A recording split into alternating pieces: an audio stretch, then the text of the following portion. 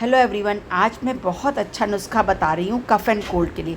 ये एक पैन में मैंने देसी घी लिया है और अच्छे से इसको गरम कर लेंगे, खूब करकरा लेंगे देसी घी को। जब अच्छे से गरम हो जाएगा तब उसमें मैं 2 लौंग डाल दूँगी और जो लौंग है वो अच्छे से इसके अंदर पकने देंगे, जो उसमें लौंग का सारा सत इसमें आ जाए। तो ये थोड़ा सा इसमें आग भी लगे, कोई बात नहीं, ऐसे इसमें अंदर आ जाएगा। अब इस लौंग को हम निकाल के बाहर किसी चीज़ में भी, आप मसाले में या कैसे भी डाल देंगे, और इसको ठंडा होने के बाद जिसको भी कफ़ एंड कोल्ड है उसको आप